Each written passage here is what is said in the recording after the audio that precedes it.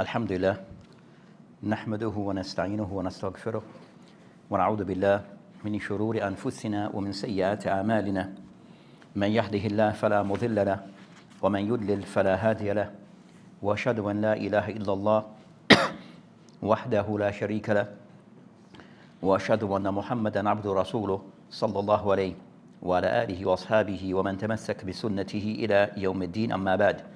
So as we continue discussing the book Al-Arba'in An-Nawawiyya, this is the collection by An-Nawawi rahimahullah, where he had compiled or collected these 40 hadith that covers the various topics. And last week we started discussing hadith At-Tasi' wal-Ishrun, so the 29th hadith in this series that we'll start covering this particular hadith. And in the last lesson we discussed matter regarding takhrij of the hadith, that the wording and the source of the hadith, that and also we discussed matters regarding a different wording of the hadith and also the mawdu of this hadith. So today inshallah ta'ala we'll continue discussing the hadith. So I mentioned before that Mu'adh bin Jabal, that of those Sahaba that well, as already mentioned before, as he had mentioned other hadith in this particular collection. So this hadith had been labeled different matters, but it covers concerning ways in which the person as a question asked, as he said, but Mu'adh radiyallahu anhu called concerning, they asked concerning أخبرني بعمل يدخلني الجنة ويباعدني من النار. So that's the question that was posed to the Prophet ﷺ by Mu'adh bin Jabal, and the Prophet ﷺ went on to answer this question. But before we start discussing concerning this hadith, that we had some homework. That's yesterday's homework. Was it yesterday or today? Yesterday, that's yesterday. No, I'm sure it was. Different stuff. That was yesterday. You sure? Yeah, yesterday. That's Sahih Bukhari's stuff. What was that? Just the Sahih Bukhari's lesson. What was the homework? Homework was to bring all two shurahat. Wasn't for today? No, that's on Friday. That's what I thought was yesterday. Yesterday. It was yesterday? Yeah. I thought it was today. I had it prepared, but I'm like, okay, no lessons. Okay, so was it? Do you have it prepared? You have it? Yeah, no, because it's in my other book. No, I thought it was today. No, Okay. We kind of got an extension for that one, isn't it? Okay, so that's for Friday. That was for Friday. Okay, Mashi. That was it. Okay, so regarding concerning this hadith that we are discussing now.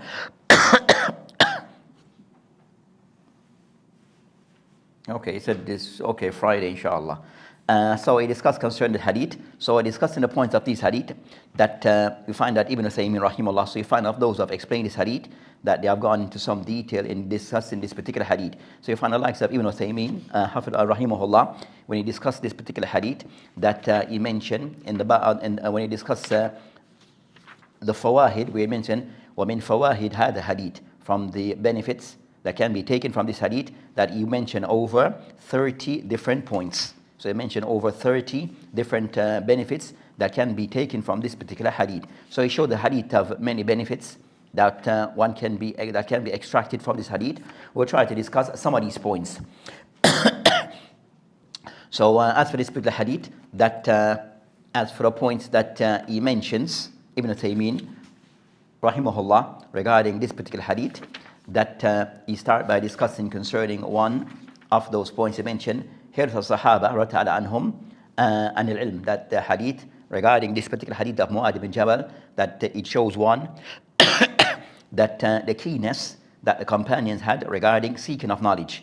And by this they're asking appropriate question that relates to ilm. So the hadith, it shows that the Sahaba radiyallahu anhum, that they were very keen in acquiring of ilm. So they pose these type of questions to the Prophet ﷺ so as to gain a better understanding of Islam. So from this hadith, that so after the points that they mentioned regarding this hadith, also it shows regarding the status of Mu'adh bin Jabal. So also it shows the status of Mu'adh bin Jabal, that of those companions of the Sahaba that was very keen regarding having, as I said, no focused question regarding or tailored question regarding certain matters. And by this, that the question that he posed, that seems to be a very comprehensive question, where he asked concerning informing regarding those things that by doing it, of action that will allow me to enter Jannah, and also the action that will protect me against the hellfire and its punishment. So it shows regarding the Sahaba very keen regarding asking of questions and also posing very direct question regarding matters that will those matters that will help them to achieve al-Jannah. So he asked, so knowing those things that will allow him to know those actions that can be done to enter Jannah, and also things that he can avoid, that he can do to avoid an-nar.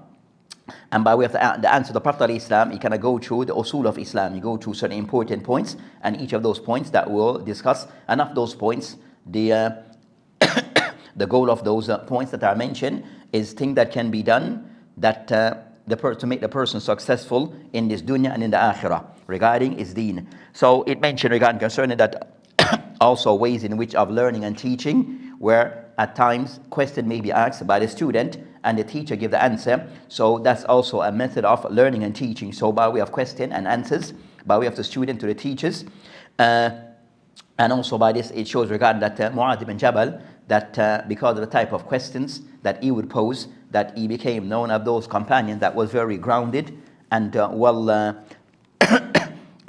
grounded in matters regarding halal and haram. So very well grounded in matters regarding halal and haram. So making known that distinction between halal and haram based upon the questions that he would ask.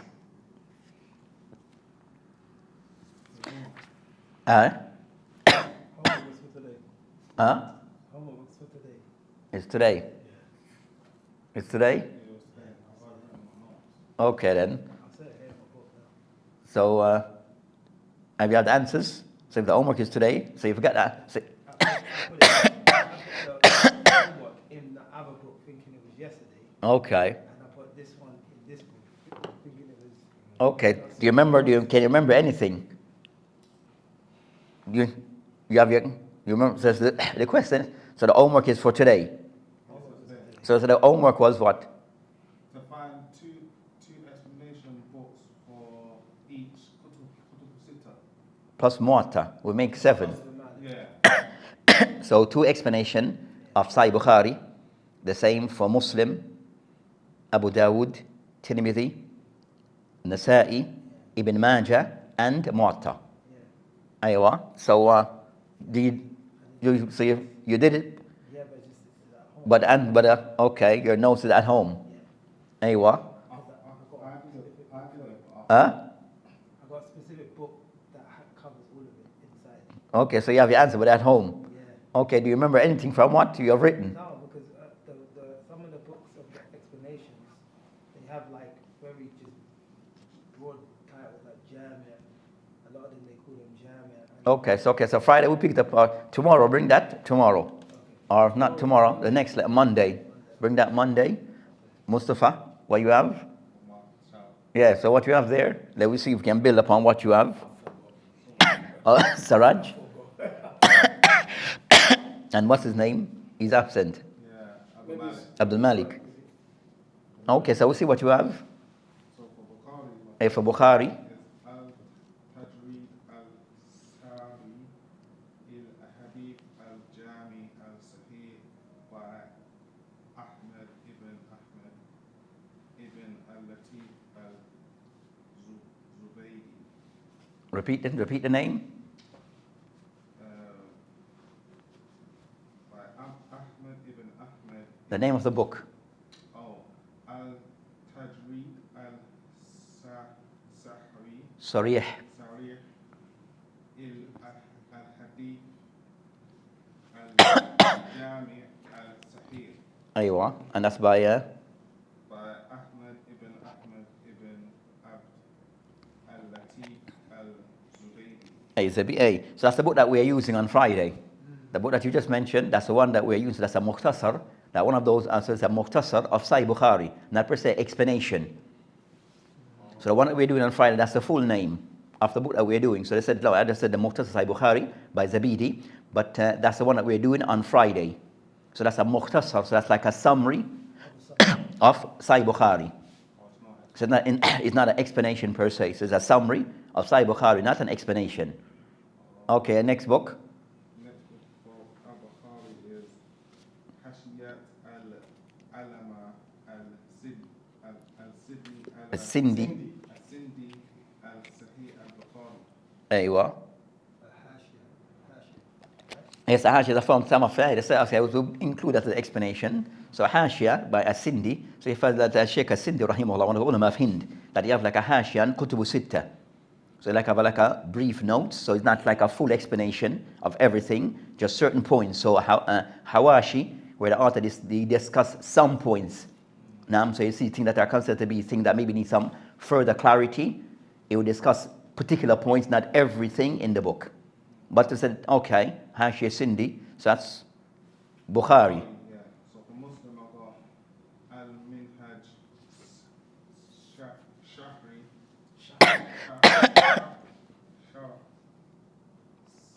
Sahih Muslim by Imam An-Nawawi. Nawawi, so that's concerning that. So that's one of the explanations, the more famous or more renowned of the explanation of Sahih Muslim by An-Nawawi. Now, so you find out that's like a common, that's a more famous explanation. It's a more famous explanation, of Sahih Muslim, An-Nawawi. The second one is Al-Mufhim Lima Ashkala, min Kitab Talkhis Talkhis, Muslim by Abdul Abbas Qurtubi.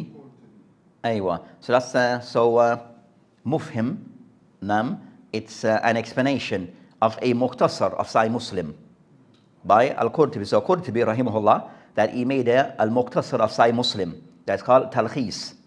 Then he went on to explain his own summary, and he called Mufhim.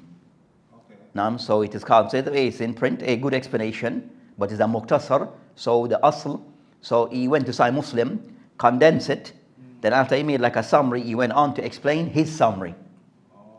And that summary of his is called Mufhim. So the book that's in print and got a good explanation that is generally known, one of the explanations that are known, but as a Muqtasar. So those are Muslim. So you have one, and which next book? Abu Dawud. Okay. Which one you have next in yours? Nasai. Nasa'i, okay, Nasa'i. Zah Araba Al-Mujtaba wa As-Sayuti. Suyuti. So Suyuti rahimahullah, we said that also Suyuti, that he has a brief explanation of Kutubu Sitta. So just like a Sindi, also the same thing with a Suyuti.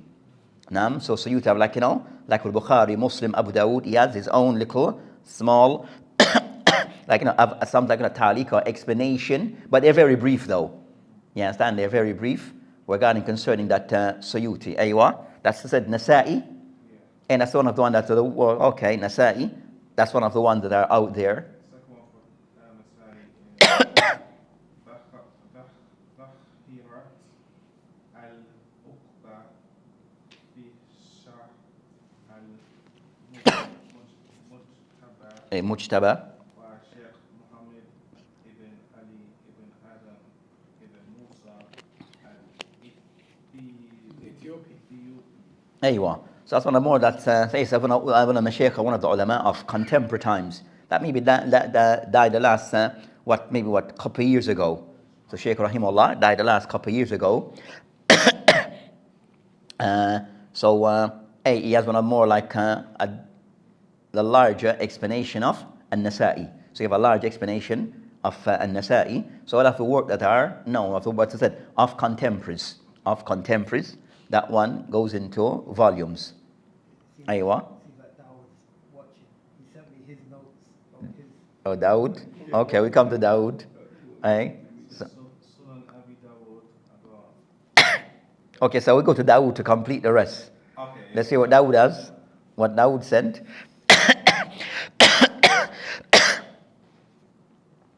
Can you read it? Or is it Arabic? Yeah. So for Dawood, he has Shuru al-Kutub Saba, he meant concerning that. He has Fath al-Bari, Ibn, and this is Dawood. So he has a Fath al-Bari, and this, so the book is called, this is the explanation of Sahih Bukhari. Okay. So explanation of Sahih Bukhari, he has Fath al-Bari by Ibn Rajab. So yes, that is not a complete explanation, whatever, a portion of it, which is by Ibn Rajab rahimahullah. You have a call? Then I mentioned Awn al-Bari لحل أدلة البخاري للمؤلف was Siddiq Hassan Khan. So this book Awn al-Bari لحل أدلة البخاري by Siddiq Hassan Khan. So Siddiq Hassan Khan, one of ulama of Ind, and like he married into royalty. Now he married a princess type of thing.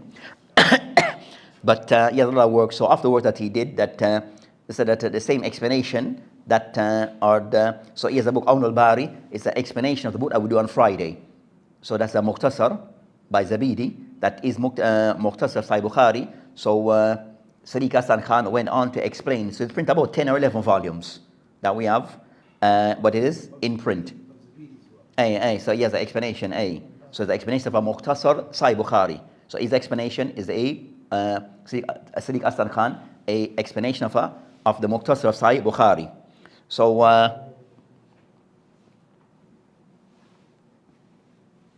then he mentioned Sahih Muslim, which is one by Nawawi. Then he mentioned Sheikh bin Baz, Mahud and bin Taslija. That's an explanation by Sheikh bin Baz. I'm not sure that he mentioned Shar Sahih Muslim, the Sheikh bin Baz rahimahullah. I'm not sure if that one is in print. Naam? So I'm not sure if it is in print. Something in print. Can you say this one? Tasdila. So sometimes one of my sheikh that I may have a book, for example, Ibn Taymiyyah, and then later on people would transcribe it from what is on recorded and put it in a book form. Then you have Abu Dawood, Imam, Shar, Abu Dawood, Shar, Abu Sulaiman, Khattabi. So I mentioned Tahqiq Ahmed Shakir, Muhammad ibn Abdul Shakir. So that one concern that you find that of the older explanation of Sunan Abu Dawood by Khattabi. So that one is also in print, in about 4 volumes. That's what is in print by Khattabi. And again, with the ulama of past, when they explain these books of the Sunan, they don't explain everything. They explain things that need explanation. So you find that their books sometimes the explanation will be more shorter in size because they don't explain everything. They think that they see as a person, a talibul ilm and alim, would understand that, so I don't need to explain it. So you want to explain things that you said that needs to be explained. Or that then I mentioned Ikhtisar lil Munziri of Abu Dawood, that's an Ikhtisar. We want explanation. Then they mentioned Awn al-Mabud. Then he mentioned Awn al-Mabud fi Shar Sunan Abu Dawud of another explanation of the ulama of Hind that I've explained, Abu Dawood. So you have a next one that is, they mentioned that you have a book that is called Ghayatul Maqsood. One of the ulama of Hind, that they said that Awn al-Mabud is a condensation of that book. So Awn al-Mabud is like, so you have a large explanation and about 4 volumes that I can recall was in print of Ghayatul Maqsood. So Ghayatul Maqsood, Ashar of Sunan Abu Dawood. Then Awn al-Mabud is like a Mukhtasar of Ghayatul Maqsood.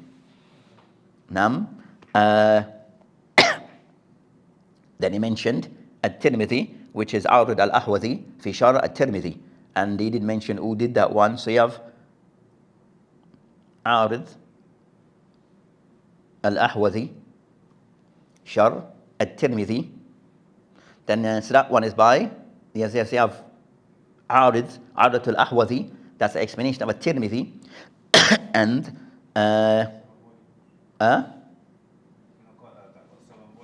who explained that one? He didn't mention who explained that one. So Ibn al-Arabi, so Qadi Ibn al-Arabi al-Maliki. So you have explained, so that one is more the earlier explanation of At-Tirmidhi. That one been printed like for the past couple of years. Before it was printed years ago, but the print wasn't all that too good. So you have recently that some of the Mashaykh from Kuwait, that they have printed it, a good print. And also you have a next print that same, a next print that goes and same as a second print. That's also you have two prints, it's a decent printing of the book. Of to see the second print, but to see what the difference between both. But al-Ahwazi by Ibn al-Arabi, the Imam Ilal al-Tirmidhi, Ibn Rajab, Sharh Ilal al-Tirmidhi, Ibn Rajab, that's not an explanation of at-Tirmidhi. It's an explanation of Ilal, which is like, that's something separate. And what you have there for Tirmidhi, what you have for Tirmidhi, other than what you have for Tirmidhi.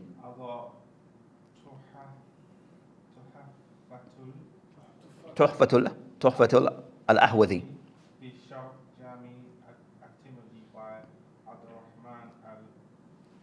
Mubarak Furi. So that's considered so that's the more popular one. So the more popular one, which one of the ulama of Hind again, that Mubarak Furi, that also that they have an explanation. He has an explanation of at-Tirmidhi that is called Tuhfatul al-Ahwazi. Nam. One more for Timothy as well.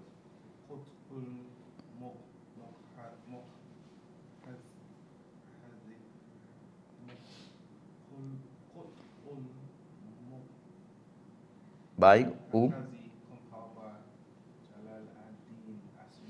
As-Suyuti. So Suyuti again said you have a Muqtasar of at-Tirmidhi. Said no, Shams and Muqtasar said just explain, you can somewhat focus on explaining the Gharib al-Kalima. Yes, and a few like fawaid, but I said no, that a very short, brief explanation by who said Suyuti rahimahullah, that he has a brief explanation of Kutub al-Sitta and also Muwatta. So if we mention Suyuti in all of them, you'll be right, you'll be on point. You understand? He has something for Kutub al-Sitta and also Muwatta. You understand? He has a sharaf. We said brief, but they are available. Even inside the Maktaba there, we have Suyuti of Bukhari and also of Muslim. He has his explanation. Aywa? Yeah, something you're saying? So we have Nasa'i, you have Suyuti. Then you have Shar Zawahid and Nasahil Ibn Mulakkin. Ibn Mulakkin. And we have Ibn Majah. Do you have anything for Ibn Majah? What do you have for Ibn Majah? Again, Suyuti, Ibn Majah. And a Sindi. It's about a Sindi and Suyuti. I've said no, that's a brief explanation of Ibn Majah. Instead of the amount of, you have a few explanations of Ibn Majah, maybe more contemporary. Ethiopia.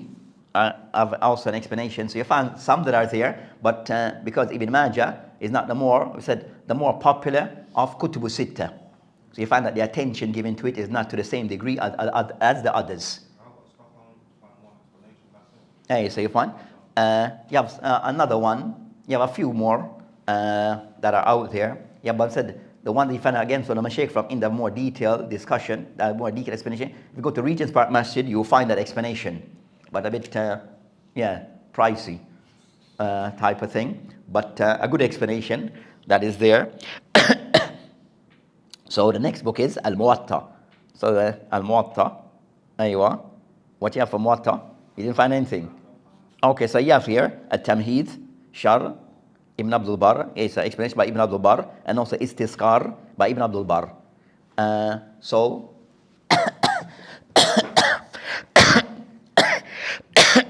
you find that also Muwatta, you have many explanations of Muwatta that are out there. You have many explanations of Muwatta that are out there.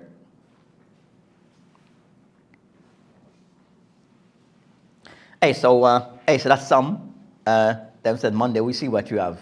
Inshallah. And Saraj, we see what you have. They got extra time. No, I don't need it. I was trying to hide. Aywa. So we've discussed that. So we're back to what we were discussing. Our time have gone. What time we start? We start? Okay. Aywa. So, so the importance of knowing those explanations, said just like the Quran is the same thing. It's going to somewhat to understand regarding so that most science are there to explain two primary sources, the Quran, the Sunnah. So all the science of Islam, they're geared towards trying to give us clarity as to what is how to understand the Quran and also how to understand the Hadith. Now, because those are two that forms wahi, revelation, Quran wa Sunnah. So all of the science are there, somewhat geared towards serving those two primary sources, the Quran, the Sunnah. So you find that books of Mustalah and it's all the science that relates to the Sunnah is geared, so the end result is to able to identify those hadith that are authentic and also how to understand those hadiths. So you find the books of Shuru al-Hadith that they are trying to somewhat explain how to understand the words of the Prophet ﷺ properly, and also what benefits can be gained from them. And also the same thing would be with the Quran. As for the Quran, how to understand the Quran properly. That goes into different approach regarding books of tafsir, that they have different approach, but the objective, the aim is how to understand the Quran and to extract the benefit from the Quran. So it's important to know what are some of the reliable books or sources or books that are there in explaining the hadith in Kutubu Sitta or Kutubu Sab'a, and also books are reliable sources or books that are there that serve in explaining the Quran, explaining the Quran. So after then we'll get concerning that 5 or 7. So those who did the homework today, those who have done it, the next week, so to add for next week, 7 explanation of the Quran. 7 books of tafsir, so 7 tafsir al-Quran. 7 tafsir of the Quran. So the name of the book? Yeah, that is in print. That's in print. So one stuff that are in print. Something has to be in print, because if it's not in print, then the access will become more difficult, or no access at all. So maybe something that is there, that is either manuscript, so we have majority will not have access to it, and those who may have access to those manuscripts, and it's difficult to read. So we want something that is in print and legible, easy access to all. So 7 reliable books in tafsir. 7 books, reliable books in tafsir.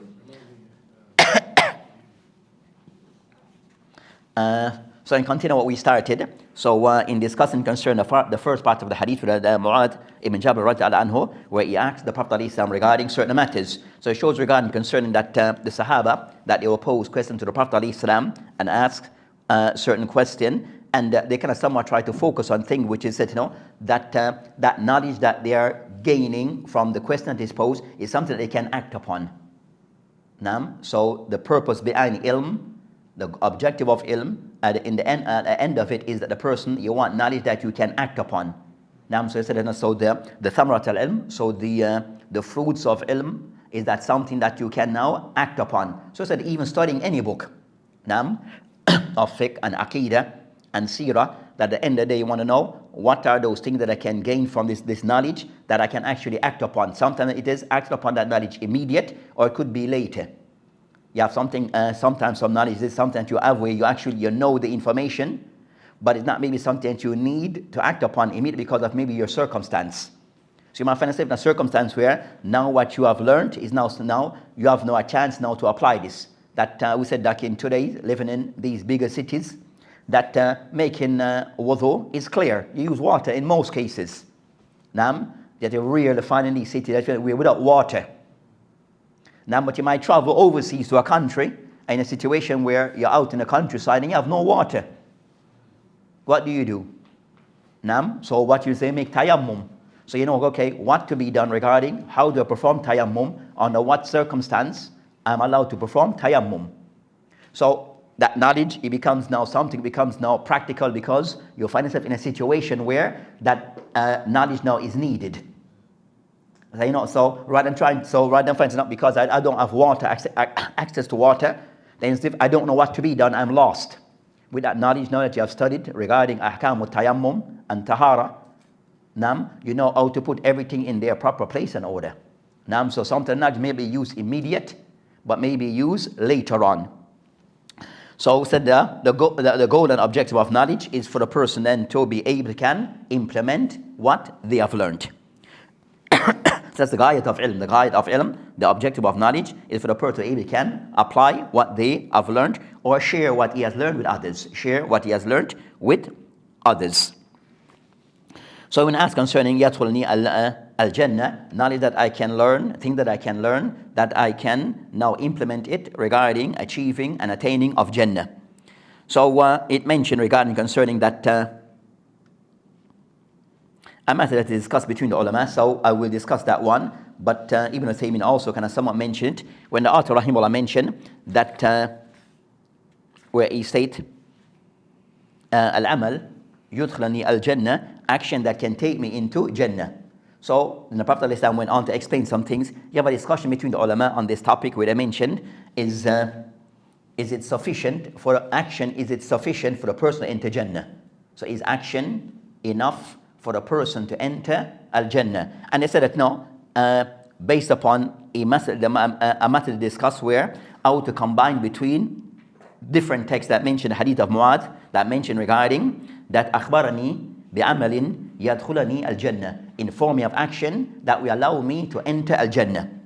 Then also the statement of Allah subhanahu wa ta'ala, or Allah subhanahu wa ta'ala in his book where he mentioned in Surah Al-Nahl verse 30, we mention udkhulu al-jannah, where Allah subhanahu wa ta'ala mentioned udkhulu al-jannah, enter Jannah bima kuntum ta'lamun. So enter Jannah by the thing that you, by your actions. So you enter Jannah by your action. Then you have a hadith of the Prophet ﷺ, the hadith of Abu Hurairah, and also the hadith of Aisha radhiyallahu anhuma, that it mentioned lam yadkhul ahadukum al-jannah bi'amali. None of you will enter, you will not enter Jannah by your actions. Wala anta ya Rasulullah. So the person, when I heard the hadith, said that, yeah, wala anta ya Rasulullah alayhi wasalam, even you, the Prophet, the Messenger of Allah subhanahu wa ta'ala, wala ana, even me, illa an yataghammadani Allah birahmati wa fadli, except Allah subhanahu wa ta'ala showered me with His mercy and His grace. So they mentioned that hadith in the Bukhari and Muslim with slight difference in wording. So some wording that regarding rahmati, by Allah subhanahu wa ta'ala mercy, bi fadlihi, and also mention bi maghfirati, that enter Jannah, that He will be showered with Allah, that He will be given Allah subhanahu wa ta'ala's mercy and Allah subhanahu wa ta'ala's grace why we're entering Al-Jannah. So they mentioned that how does we harmonize between these two harmonize between these two texts, one mentioning that we'll enter Jannah by our action, and the other mention no, we're not entering Jannah by our action, it's by Allah subhanahu wa ta'ala's grace and mercy. So they mentioned regarding concern, so how we harmonize between both. What's this the case? So they mentioned that you have different of way of ulama kind of somewhat explain away these texts, these two texts, where they mentioned that the hadith that mention lam yadkhul ahadukum al-jannah bi'amali, that none of you will not enter Jannah by your actions. They said as for that hadith is regarding concerning that regarding that the asl of entering Jannah is not by your actions, it's by Allah subhanahu wa ta'ala's grace. So whatever you may do of action, that the asl, the root, the reason why we actually entering Jannah, for a person to actually enter Jannah or go close, is because of Allah subhanahu wa ta'ala's grace and mercy.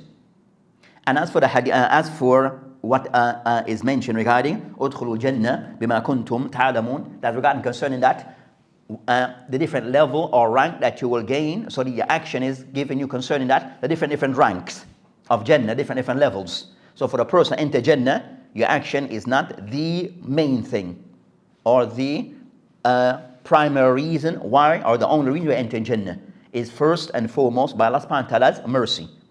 And when you enter regarding concerning your action, it decides as to the different levels you attain. The different levels you attain. So that's one way the ulama they explain concerning or harmonizing between those two texts. That one relates to that the asl of entering Jannah is by Allah subhanahu wa ta'ala's mercy and His favor upon those who Allah subhanahu wa ta'ala have chosen for Jannah, and also that by way of our action, by way of the different degrees we achieve based upon action. So a person who did the bare minimum, they'll get the bare minimum. The one who can somewhat put effort, then it'll achieve more. So the more effort that one's put in, then the higher ranking he receive. But so that's of one with all the ulama look at that particular masala. Of those who mentioned regarding concern that the ayah, they mentioned udkhulul jannah bima kuntum ta'lamun or ta'malun, that is in relation regarding concerning that concern about, but bima kuntum ta'malun, that is by way of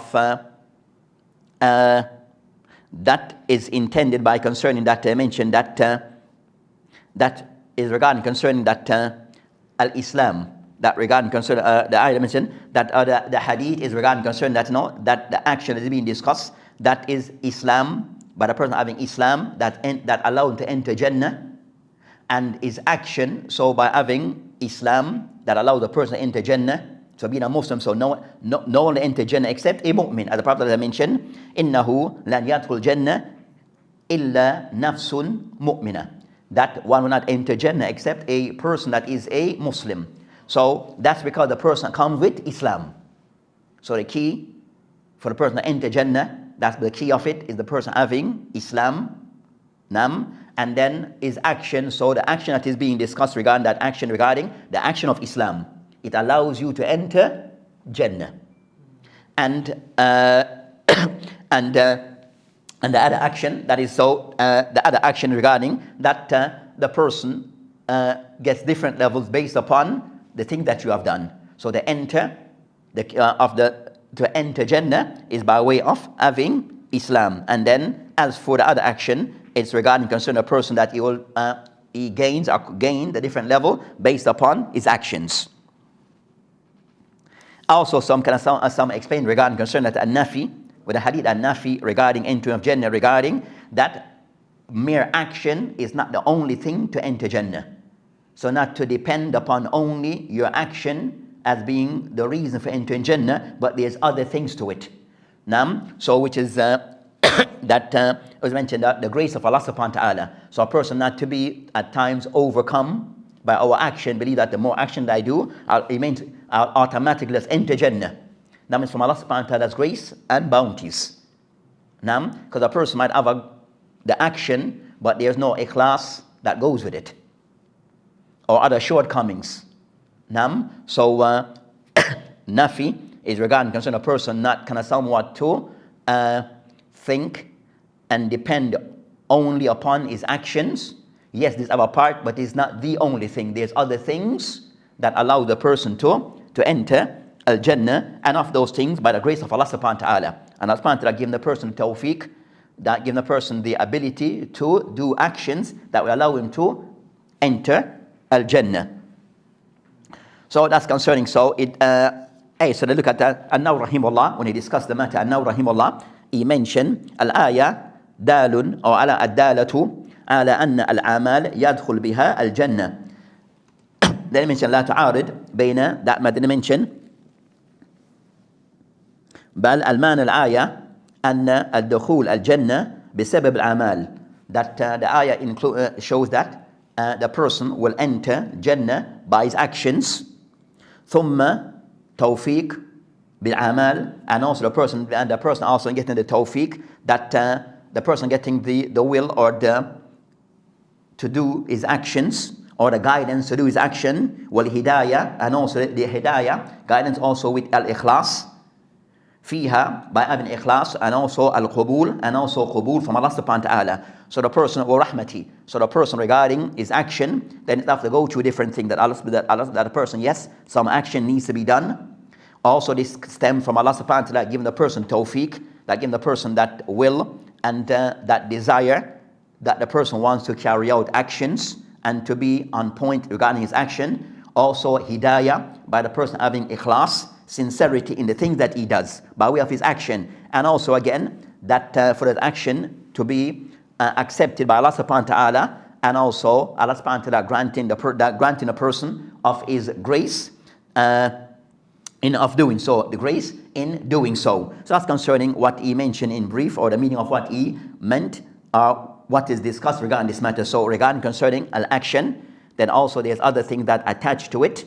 It's not the only thing. It's also include regarding the person having the tawfiq, that the guidance from Allah subhanahu wa ta'ala and the hidayah from Allah subhanahu wa ta'ala, and also ikhlas from Allah subhanahu wa ta'ala, and also the acceptance from Allah subhanahu wa ta'ala in the end regarding that action, and also with this, and that's from the grace of Allah subhanahu wa ta'ala to accept this action from the servant, and also his grace, and with this then the person will enter Al-Jannah. So they mentioned that overall it's not for the person, the action is the only thing that allows him to enter Al-Jannah.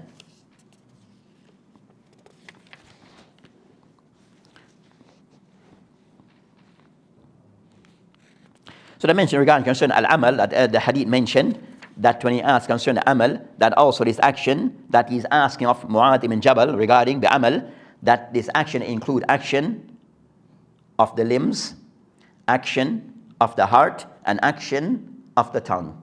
So these action, when he's asked about concern is no al-amal, that be amal, with action that he's able to do, that include action of the tongue, action of the heart, and also actions of the limbs.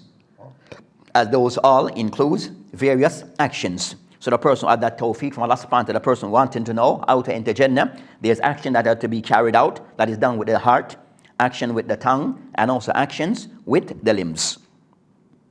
So for the person to be mindful of those various ways of action. Then he asks that thing that will yubaidani anin nar, that things will take him away from the nar, which is al-bu'd, concerning muba'id, meaning al-bu'd, to distance him away from the hellfire, to distance him away and to separate him from the hellfire. That I mentioned that an-nar in the sense of adab an-nar. So what is meant by the adab an-nar, which is the punishment of the hellfire, the punishment of the hellfire.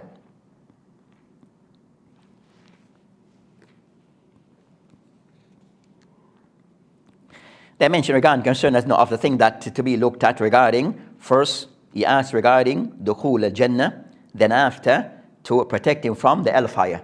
So if you think that if one enter an-nar, or one enter al-Jannah, then one is automatically protected from an-nar. But he said no, that yes, that's eventual, but you might find a person that he combined between both of seeking to get things to enter Jannah and also things to avoid, so as to protect himself from the nar, where this, what is meant by this, that there's a person that can eventually enter Jannah, but he may also still be punished by an-nar. So he wanted to protect himself completely from an-nar and enter Jannah. As you might find a person that he may have action, yes, you may enter Jannah because he's a Muslim, but he may still have shortcomings that he may be deserving to be punished or may be punished for this. So he asks for both, to enter Jannah and also not at all to be punished by al-fire. As there's cases where a person may enter Jannah, but it doesn't mean the person is free from being punished from an-nar. So he wanted to protect himself also from any form of punishment from the nar.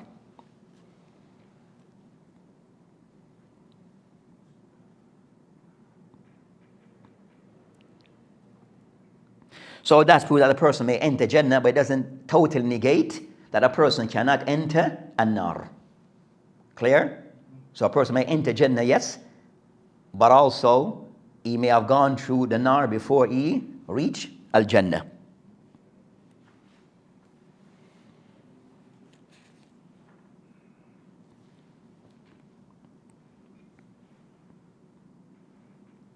Then I mentioned the Prophet ﷺ, they mentioned that called Sahaltu and Azim. The Prophet ﷺ, he mentioned that you have asked of something which is great, Azim. Then they mentioned regarding concern that what is meant by this is regarding concern that that you have asked of something which it requires effort. You have asked matter that requires great effort. So what you're asking is something that requires great effort. So it shows regarding entering of Jannah and protection from the nar, it's not that something that comes lightly. It requires the Muslim, it requires that insan, it requires that person to make effort. It requires the person that that's a constant effort. It is a constant effort in the person trying to achieve al-Jannah and to protect themselves from an-nar. So it's something which is that requires great effort. So he mentions that the action also that goes with also it requires effort with consistency, and to carry out those actions accordingly, it requires effort. And those actions that they mentioned, that those actions are actions that are in line with Islam. So either those actions are things that are great actions to be done, that distinguishing actions, and also second, those actions also mu'tabar, that they also that those actions also acknowledge Islamically. They count Islamically. Now, so the person want to do actions that will count Islamically as being considered to be good action, and also to avoid those actions that are considered by Islam to be evil actions.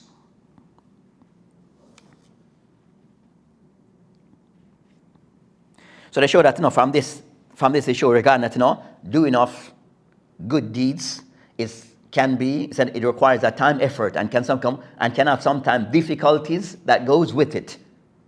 So the person so salat constantly it comes with effort, and can be something that they mentioned it can come with difficulties.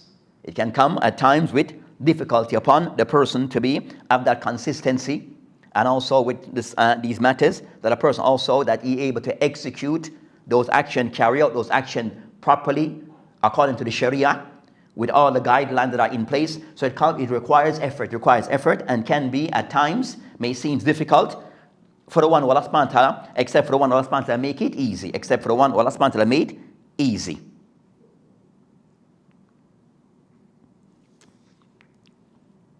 And also they mentioned concerning an-azim, that his action also refers to as something, the question is something azim, that his action also a part of those action, what goes along with them is al-ikhlas. So what goes along with those action, al-ikhlas, which is concerned even a more difficult thing for the person to have in place and to achieve, al-ikhlas. So even the person might have the act is there, but the ikhlas, which is a part of the action regarding those things which is inside, internal, ikhlas is not there, sincerity is not there. So even that becomes even more of a greater obstacle for the person trying to achieve al-ikhlas in the things that he does,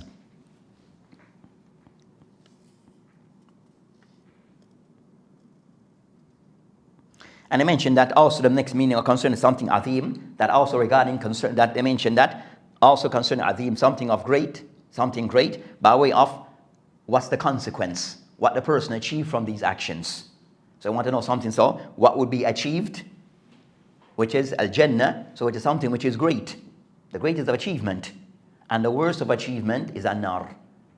The worst of achievement is an-nar, yadu billah. So the person asking concerning in this life, that things that for me to be successful and achieve my primary goal, which is al-Jannah, but I have to go to the dunya, what are things that I need to do to achieve al-Jannah in the next life? That it is something which is a great, is something that it requires great effort. It requires great effort and dedication in achieving of these things.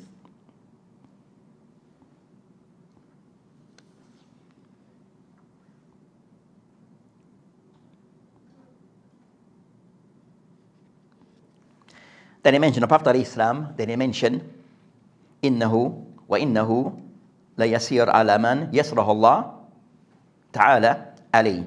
Then he mentioned that it is something which is said that can be something which is easily achieved by those whom Allah subhanahu wa ta'ala have made it easy upon them, made it easy for them to achieve these things. So it shows regarding concerns, that in everything it goes back to that from the grace of Allah subhanahu wa ta'ala, that the grace from Allah subhanahu wa ta'ala, that to make certain things achievable for some people and make it easy for them to achieve this, while others may not experience the same thing. So they mentioned regarding concerning of these things, regarding the person trying to achieve of these things, and what for some people may be simple and for another person may be difficult. Now that's what they mentioned in Surah Al-Baqarah regarding as-salah. Well, that's what they mentioned regarding as-salat. وَإِنَّهَا لَكَبِيرَةٌ إِلَّا عَلَى الْخَاشِعِينَ. So even a salah, that it is something which is great, difficult, except for those that are the khashi'in.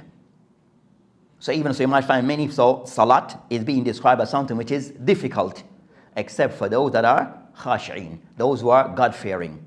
So it shows regarding the salat, and that is regarding the execution of the salat, the consistency regarding salat, also that the person also of achieving khushu while making his salah. So these things are great task to be achieved. Great task, even the salat. To achieve salat in its full regarding concerning what comes with it, in all that comes with salat, then it requires great effort. It requires great effort in achieving all the things that comes along with salah.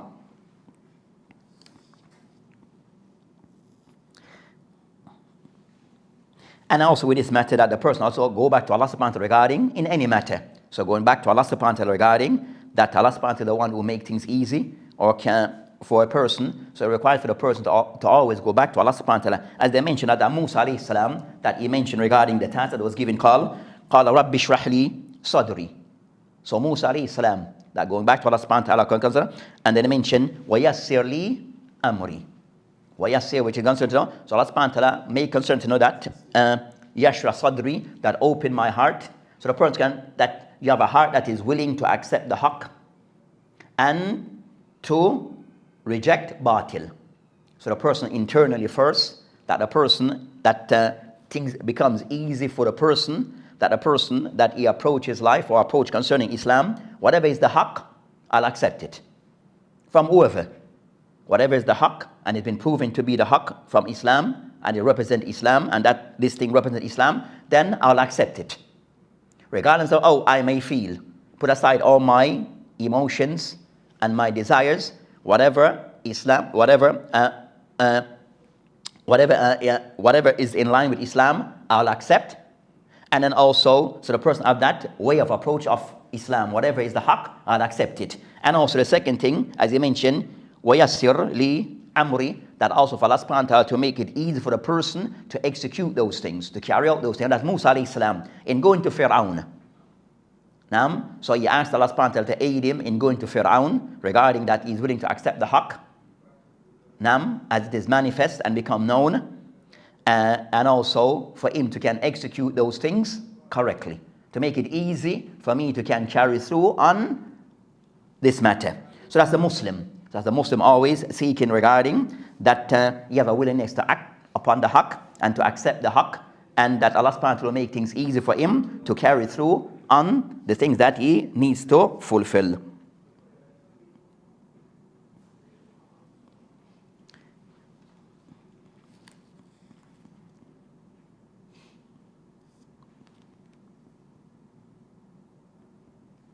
Then also they mention regarding hadith of the Prophet ﷺ, where the Prophet ﷺ will kind of sound the supplicate to Allah subhanahu wa ta'ala. They mention the hadith in the Ahmed, Abu Dawood, the Tirmidhi, wa Ibn Majah, وقال ابراهيم حديث حسن الصحيح وقال the Prophet ﷺ supplicate concerning Allahumma ihdini wa yassir al-huda ilay, that Allah subhanahu wa ta'ala, that Allahumma ihdini, Allah subhanahu wa ta'ala guide me and make the guidance easy for me, and make guidance easy for me. So the Muslim that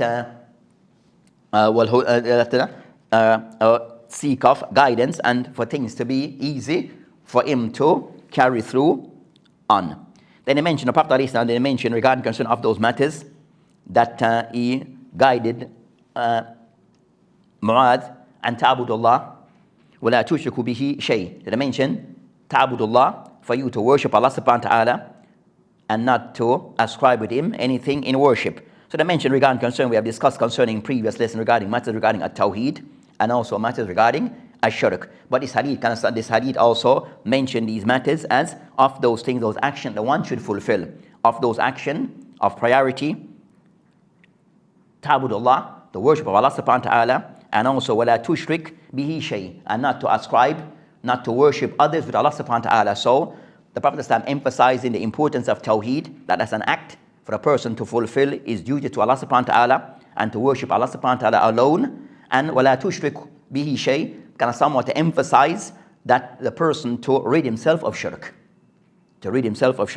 that so worship to Allah subhanahu wa ta'ala alone and not to worship others with Allah subhanahu wa ta'ala. So these types said, those two jumlatain, those two sentences is to kind of somewhat to emphasize the worship of Allah subhanahu wa ta'ala alone. And as was been discussed before regarding concerning the matters regarding al-tawheed al-ibadah, that it's the area of contention between the Anbiya and their nations. So of concerning matters regarding the word of tawheed, that a contention between the Anbiya that Allah subhanahu wa ta'ala sent to mankind, to their people, that a contention, it stem from matters relating to them worshipping or gravitating towards worshipping other than Allah subhanahu wa ta'ala. So the Prophet and the Anbiya, of their main mission is the worship of Allah subhanahu wa ta'ala alone, and not to worship others with Allah subhanahu wa ta'ala. So this is Tawheed al-Ibadah. It is a Tawheed al-Ibadah. So I mentioned that what is intended al-Ibadah in this case concerns the person trying to fulfill all acts of Ibadah that is required from him, and also the person that he avoid all forms of shirk. Whether those shirk is said to be a shirk al-Jali or khafi. So whether that shirk is Jali, that is known, apparent, or those ones that are more hidden of shirk, then one try to avoid both. And with shirk, that of the problem of shirk, that with shirk, that it of those things that nullifies one Islam or one's Tawheed. So shirk is of those things that nullifies one Tawheed. Just as al-ma'asi, as ma'asi, that ma'asi, that is a sign concerning naqsan fi Tawheed. So ma'asi is a sign of deficiency in one's Tawheed, to the extent where ma'asi could erase one's Tawheed. So al-ma'asi, so ma'asi says shirk is a ma'asi. So shirk is a form of ma'asi. But ma'asi, sins, is a sign of deficiency in one's Tawheed.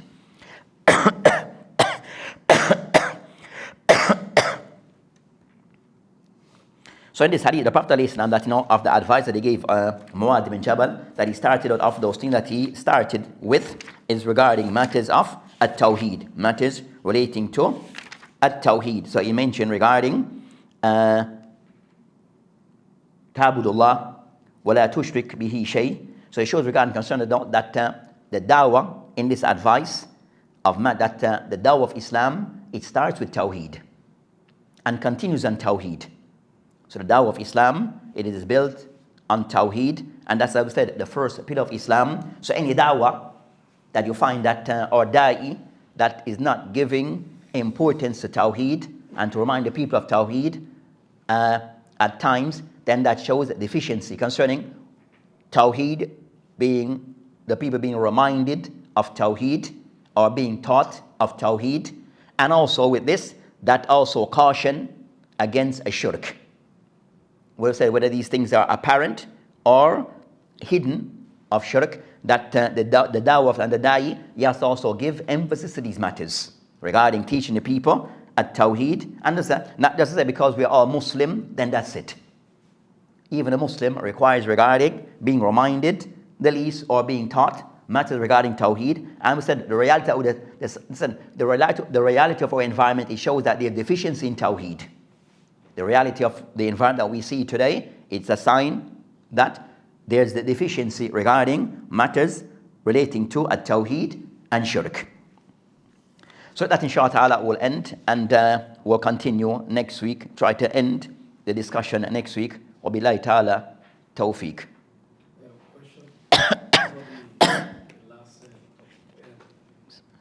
Hey? I was with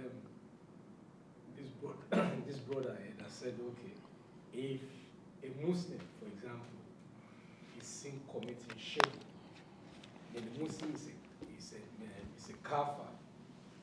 Despite the fact that the person doesn't know it's shirk, or is committing a shirk, it's a kafir. So we told him, like, what about the excuse whereby you give excuse to them, maybe they are jahil. Then when you correct them, the hujjah is established on them, and they continue doing it. Then that's when you can say, okay, they are kafir. So what's the saying of ulama on them? So the question is answered that there are people who claim to be Muslim, No. and they're involved in acts of shirk. No. Ignorance, for example. No. And one amongst the people, those are saying those people, the fact that they're involved in shirk, that they're said to be kuffar, kafir, and those who are saying no, because they may have ignorance, so they're excused from the judgment of kufr being pronounced on them. No. That's the situation. No. Hey. something that like even today's time, like now, there's a discussion. The discussion was there before, but still, even of recent time, become more being discussed more. Nam, which is the matter regarding udhr bil-jahl, people being Muslim being excused in acts of shirk. Nam, so the mentions that there's a discussion regarding udhr bil-jahl says that are you allowed to give people, are people allowed to be excused in falling into a shirk? Nam, or udhr bil-jahr in general. So is that a valid excuse for people to not pass the judgment of kufr on them? That said, the people are doing an act of shirk. He said no. So Shaykhah said is that discussion of those who are all concerned the fact that they're involved in an act of shirk, then they're kuffar. And they understand. And those who mentioned that, he said no. But is a discussion now that is between some of the mashaykh, that discussion where they mention matters of tawheed, nam, that is jali, then there's no udhr, there's no excuse.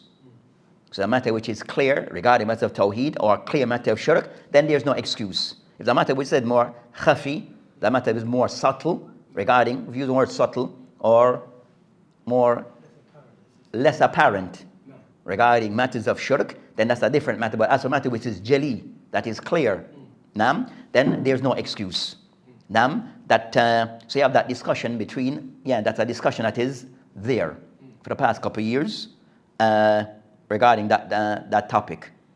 And for someone to just be like, I don't care, this sheikh said this or something, so I'm going to put a blanket over everyone that falls into shirk, even if the person is like Jahil, is young, but he fell into shirk, then the person is kuffar. Isn't this the same tariq of, what's it called, Khawarij, for example, say, person, you fall into shirk, I don't care if you're young or something, you're a kafir. Al-Khawarij is not per se matter, the khilaf between Ahl Sunnah and the Khawarij is not matter regarding a shirk. No. That is matter regarding dhanb, duni shirk. So the matter regarding concern said, the discussion was said this is between Ahl Sunnah. So the matter between Ahl Sunnah regarding is udhr jahl, is in matters regarding at-tawheed wa shirk. So anyone who may claim Islam and they're involved in an act which is an apparent act of shirk, is he excused? I said no. There are those who say no. If the matter is well known and established as a matter of shirk, and the person have violated tawheed, then automatically is then kufr is pronounced, then that person to be a kafir. It's not for us to pronounce kufr on someone else. As for who pronounce that judgment, that's the next matter. Nam. So it said no, yes, it will be the ulama. So the person understand, but as a general thing, that if the person said the person who carry out an act that is a clear act of kufr, but he claims to be Muslim. Nam, but what he's doing, the person he goes, then said to say that the person that act an act of kufr for sure, is that person a kafir? Then it's not all for the ulama, then that person he has no uzr, he has no excuse. He has no excuse. You understand, sir? They say that he has no excuse because he's doing something which is a clear-cut act of shirk. Naam?